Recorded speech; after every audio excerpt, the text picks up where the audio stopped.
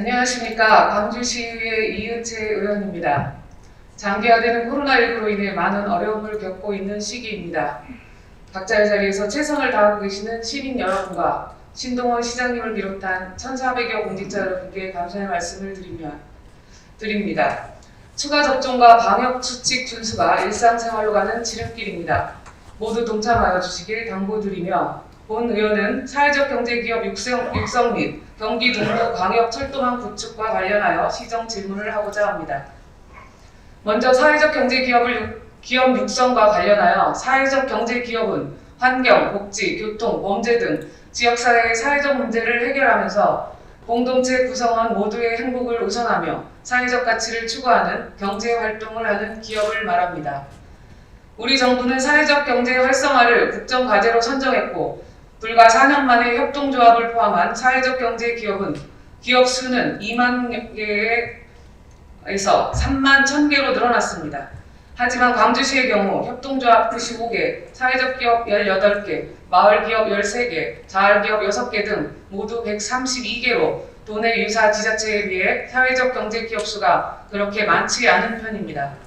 혹자는 양적인 성장보다는 질적인 성장을 지원해야 할 때라고 하지만 광주시로 봐서는 아직 양적인 성장도 지속적으로 지원하는 것이 필요하다고 봅니다. 사회적 경제의 활성화를 위하여 사회적 경제 기업의 경영자나 앞으로 창업할 사람들에 대한 전문적인 교육을 강화하는 것이 매우 중요합니다. 교육은 사회적 경제 분야 활동가들이 철학과 목표를 분명히 하는데 도움이 되는 방향으로 해야 한다고 봅니다.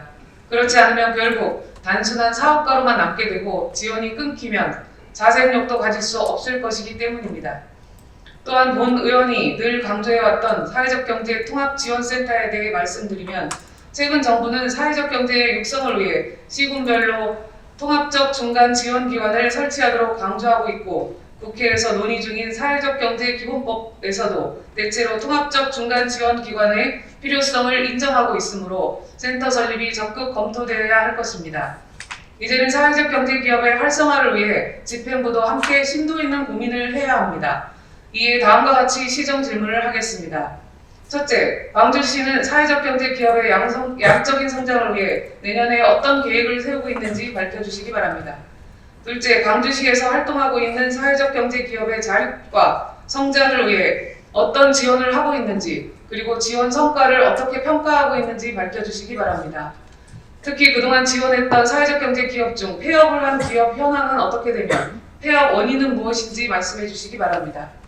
셋째, 광주시에서 집중적으로 추진하는 정책과 관련된 사회적 기업의 발굴을 지원하는 적이 있는지 앞으로 광주시의 정책 방향에 맞춰 광주시가 앞으로 육성해야 할 사회적 경제 기업의 사업 분야에 대한 연구를 할 의향이 없으신지 또한 이와 같은 정책 맞춤형 사회적 기업 창업 지원을 할 생각은 있는지 알고 싶습니다.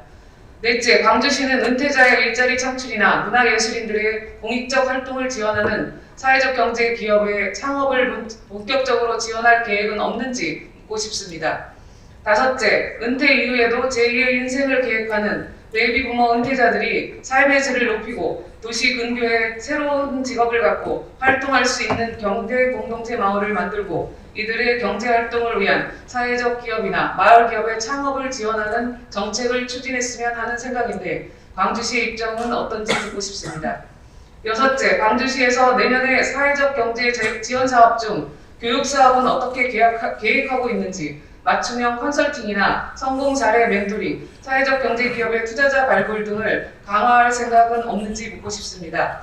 일곱 번째, 광주시의 사회적 기업 제품 공공구매 비율과 금액은 어느 정도인지, 공공구매를 늘리기 위해 어떤 대책을 수립하고 있는지 말씀해 주시기 바랍니다.